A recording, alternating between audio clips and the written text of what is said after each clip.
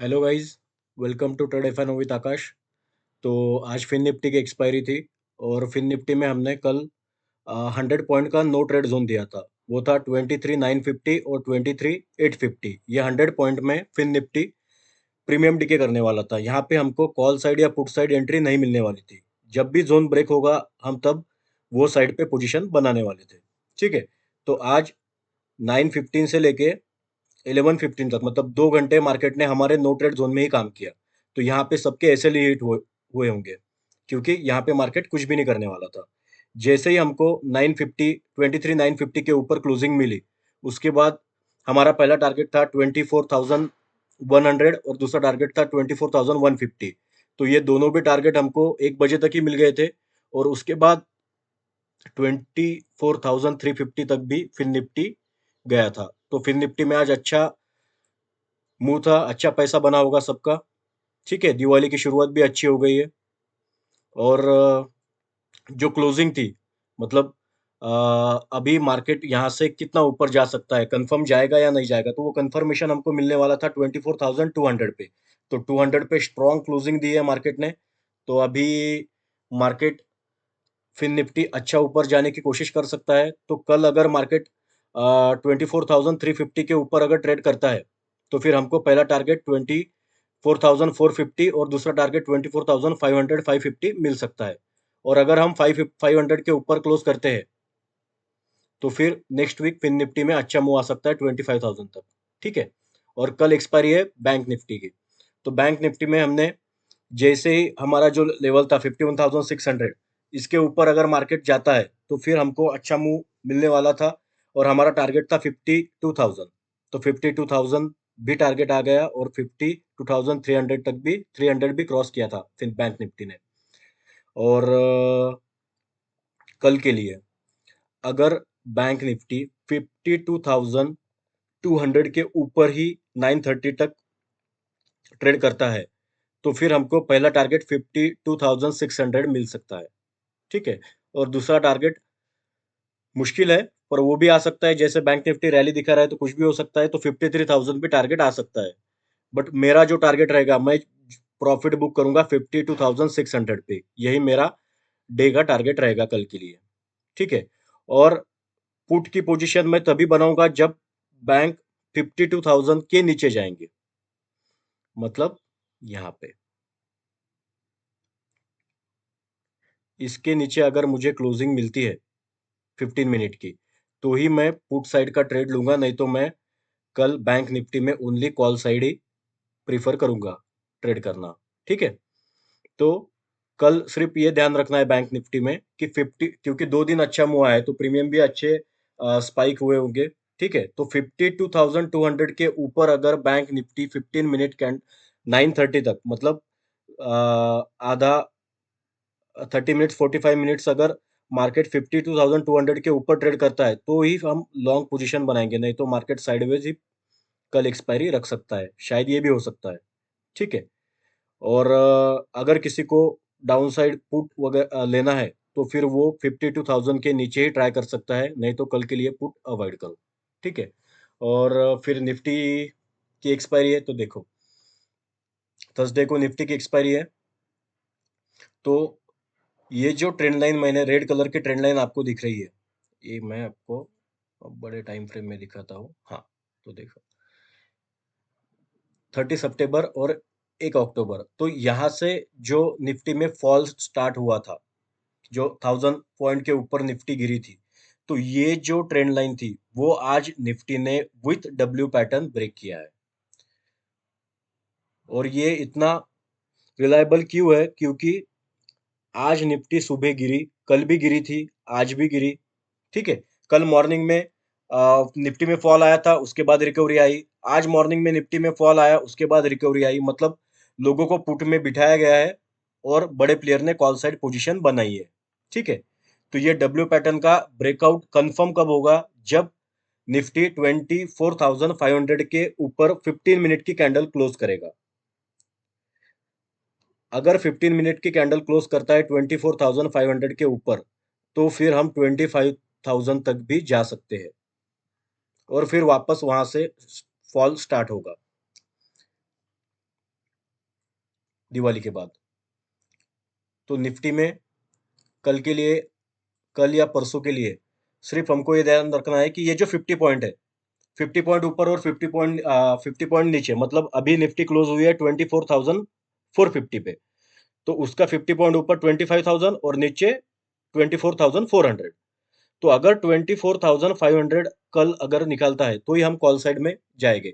और target target 600, 700, 800 ऐसे आ सकते हैं, तो आप आपके हिसाब से स्टॉप लॉस ट्रेल करते करते अपनी पोजीशन होल्ड रख सकते हो, ठीक है। और 24,000 के नीचे अगर निफ्टी कल जाती है तो फिर 24,300 तक हमको टारगेट मिल सकता है, और वही हमारा टारगेट रहेगा। 24,300 के नीचे हम पुट की पोजीशन नहीं बनाएंगे, क्योंकि मार्केट कभी भी रिवर्स कर सकता है, ठीक है। तो कल के लिए निफ्टी में यही लेवल ध्यान रखेंगे। और जो नो ट्रेड जोन है हमारा, तो नो ट्रेड जोन है हमारा 500 से लेके 400 तक, ये हमारा नो ट्रेड जोन रहेगा कल, ठीक है। तो ये जोन के ऊपर ही हम कॉल या पुट बाय करेंगे। तो मोस्टली कॉल साइड ही प्रिफर करना, क्योंकि दिवाली का टाइम है, तो सब अच्छी खरीदारी के ही मूड में रहेंगे, ठीक है। लोगों को बुलिश भी करना है अभी, तो आज बहुत ज्यादा लोग बुलिश हो जाएंगे, तो कल आ जाएंगे मार्केट में खरीदारी करने के लिए कि मार्केट बढ़ेगा बढ़ेगा। तो हमको कुछ नहीं, हमको टारगेट के हिसाब से हमारा काम करना है। तो 24,500 के ऊपर हमको 15 मिनट की कैंडल क्लोज मिलता है, तो फिर हम 100 पॉइंट के टारगेट लेंगे और वैसा स्टॉप लॉस ट्रेल करेंगे। और मिड कैप का मैंने परसों बोला था कि अगर मिड कैप 12,500 के ऊपर क्लोज करता है तो ही हम लॉन्ग जा सकते हैं, 1-2 वीक के लिए। तो आज 12,500 के ऊपर मिड कैप ने क्लोजिंग दी है, तो 650 तक हमको पहला टारगेट मिड कैप में मिल सकता है, मिलेगा ही, ठीक है। और डाउन साइड की मिड कैप में अवॉइड करना है, क्योंकि Nifty, bank Nifty, Fin Nifty में रैली हुई है और मिड कैप में रैली नहीं हुई है, तो मिड कैप भी कभी भी रैली दे सकता है। तो पुट की पोजीशन नहीं बनाना है मिड कैप में, ठीक है। और आज मार्केट का ऊपर जाने का रीजन तो वही सेम था कि आईसीआईसीआई बैंक का रिजल्ट, उसने ही माहौल चेंज कर दिया था मार्केट का। आज भी 3-3.5% आईसीआईसीआई बैंक ऊपर है। और सबसे बैंक में जो आज ऊपर था वो था एसबीआई, 5% से ऊपर थी जी, 830। हमने जो, मैंने पहले एसबीआई का एक लेवल बताया था, जब तक एसबीआई 830 की लेवल नहीं निकालता है तब तक एसबीआई बुलिश नहीं रहेगा, क्योंकि एसबीआई अगस्त, सितंबर, अक्टूबर, मतलब 3 महीने हो गए एक ही रेंज में ट्रेड कर रहा था, पूरा साइडवेज चला गया था। तो आज अच्छा खासा मूव आया है एसबीआई में, और वॉल्यूम भी बहुत तगड़ा है, ठीक है। और ये हाईएस्ट वॉल्यूम है, 9 सितंबर के बाद ये हाईएस्ट वॉल्यूम है आज का। तो अच्छा वॉल्यूम विथ कैंडल भी अच्छी बनी है।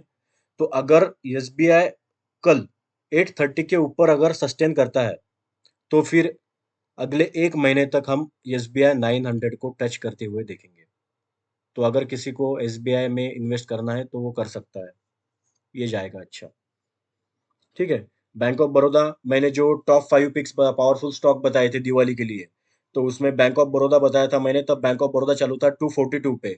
उसके बाद 8% की रैली हमको बैंक ऑफ बड़ौदा में मिल गई है, तो अभी वो 255 पे चालू है। तो 7-8% तो रिटर्न 2 दिन में ही मिल गए।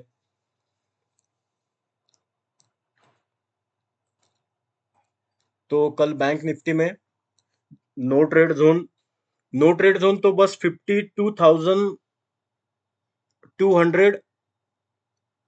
300 और 200, ये 100 पॉइंट ही नो ट्रेड जोन रहेगा। फिर आप आपके हिसाब से ट्रेड ले सकते हो, ठीक है।